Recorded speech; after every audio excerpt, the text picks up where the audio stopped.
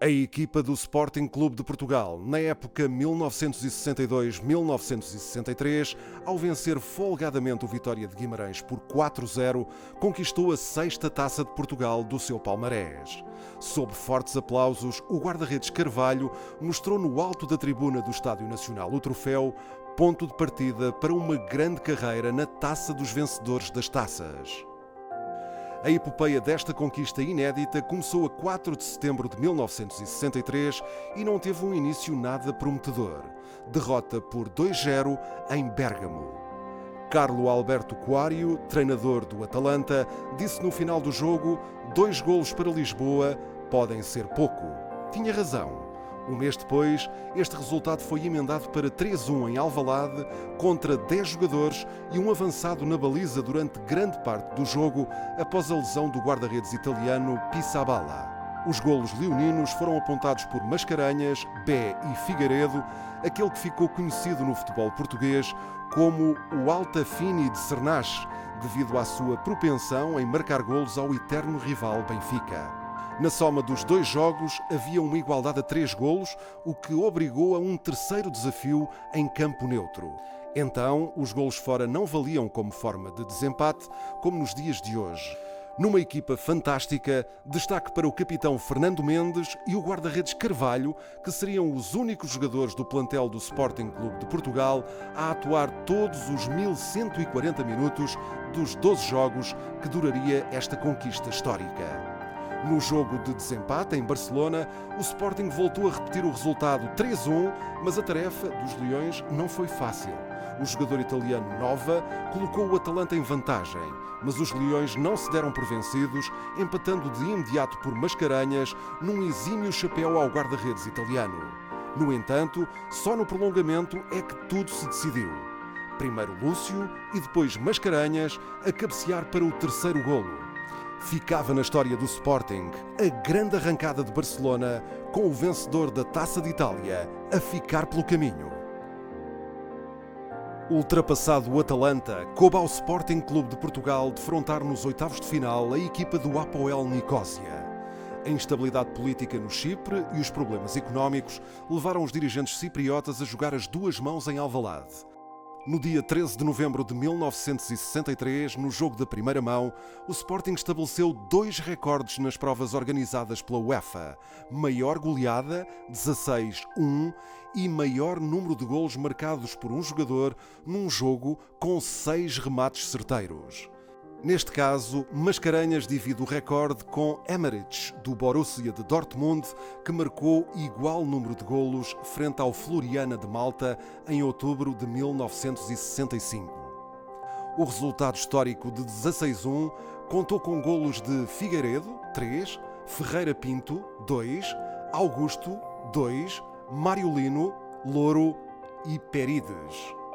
E os memoráveis 6 golos do avançado Domingos Silva, mais conhecido por Mascarenhas. Antítese do desafio da semana anterior, os Leões, no jogo da segunda mão, fartaram-se de falhar golos. Aliás, este era um jogo de pura formalidade. O resultado foi apenas 2-0, com golos de Augusto e Mascarenhas. Pela primeira vez, o Sporting qualificava-se para os quartos de final de uma competição europeia. Que quem espera sempre alcança, diz o povo e tem razão. Esperamos cheios de esperança e foi nesta, pois então, sportinguistas, cantai vitória, que a jornada foi triunfal. Para a glória da vossa história e do nosso Portugal. Sportingista vem para a rua, sportingista traz valores. Desce lá da lua, que essa marcha é tua, e traz os teus campeões. Sportingista quando passas, sportingista tens feitiço. E a fazer negaças, a taça das taças, na rua do passadiço. Nesta marcha vai a bandeira, verde e bela ao alto erguida, desfraldada, sempre altaneira, respeitada, mas temida.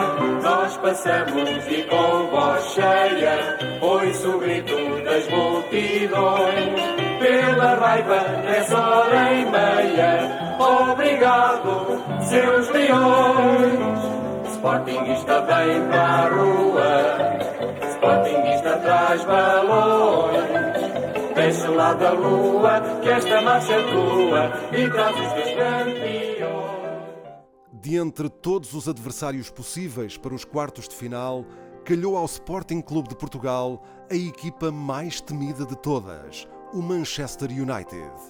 A primeira mão da eliminatória era um massacre anunciado, com Old Trafford a abarrotar de adeptos ingleses e com o famoso tridente ofensivo dos Red Devils.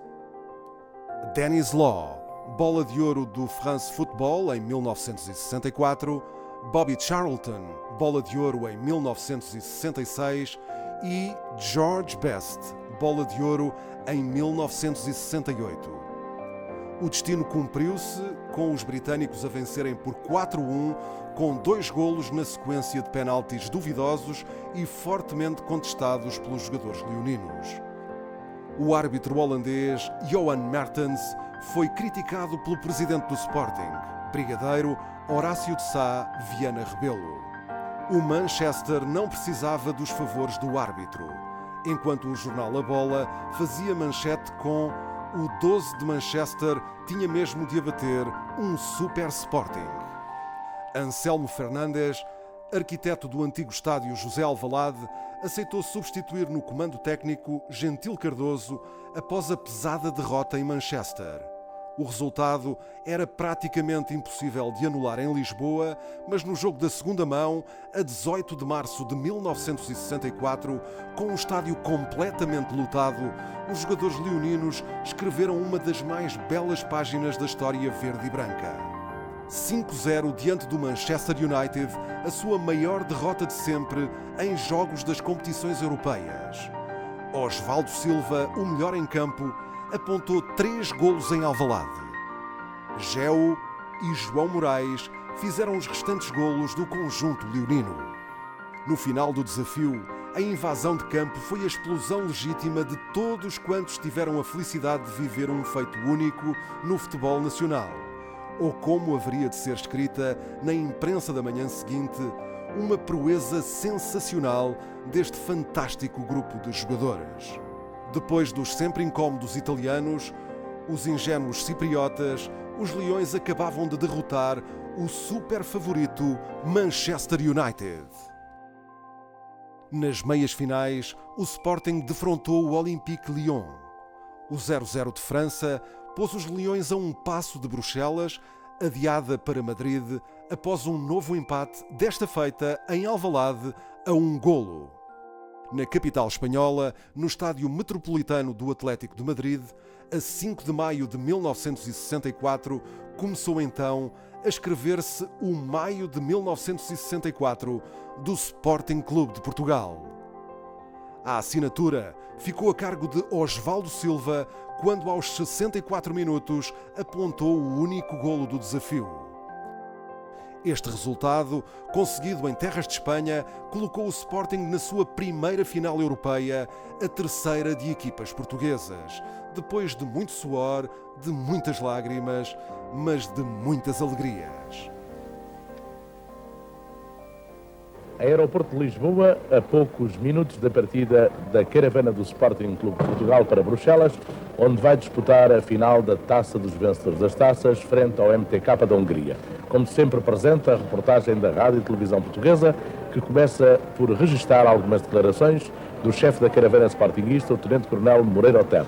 Senhor Tenente-Coronel, como encara o Sporting esta sua viagem a Bruxelas para o jogo decisivo da Taça das Taças? O Sporting vai no desempenho de mais uma missão ao serviço não só do clube, como do futebol português. Fernando Mendes, que tem andado ao longo de toda esta Taça das Taças a sofrer com os seus companheiros e a vibrar de entusiasmo e alegria, vai dizer-me o que pensa dessa partida. Bem, a partida de quarta-feira para nós tem uma importância muito especial, não só que é a primeira vez que nos encontramos numa final de competições europeias, como também está em nome do futebol português porque só nós é que lá andamos. Os presságios para o jogo decisivo a 13 de maio de 1964 contra os húngaros do MTK de Budapeste não pareciam ser os melhores.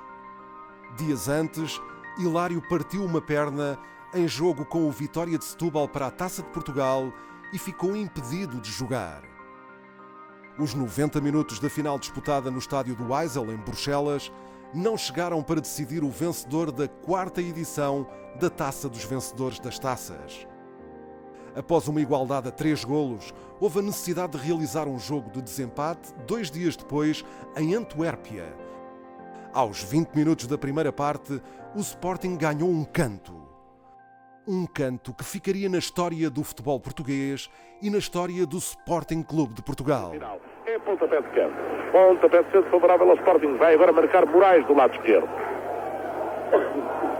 Moraes tem a bola no quarto círculo, prepara-se para bater na direção da baliza de Kovalik. A bola vai partir, partiu, com boa conta para a baliza, gol! Gol! Gol! Do Sporting! Marco Moraes diretamente da entrada do campo.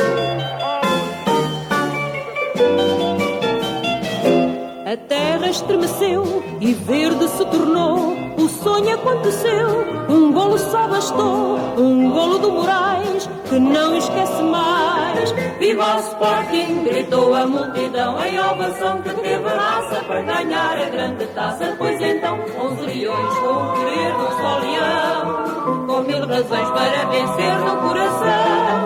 Viva o Sporting, que até contra o azar lutou com fé e a portuguesa pôs na luta mais grandeza, mais valente. Assim falou de Portugal às multidões, assim ganhou essa final de campeões. Quando o jogo acabou, na hora que Deus quis, todo o país chorou, orgulhoso e feliz. Quando o jogo acabou, o mundo até parou.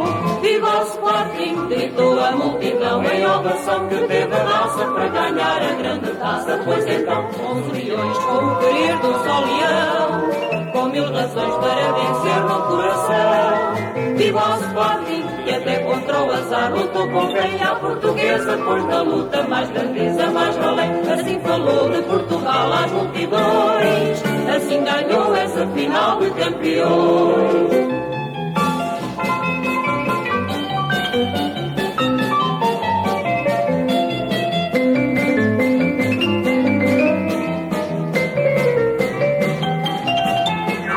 Viva o Sporting, que até contra o azar lutou com fé e a portuguesa pôs na luta mais grandeza, mais valente. Assim falou de Portugal às multidões, assim ganhou essa final de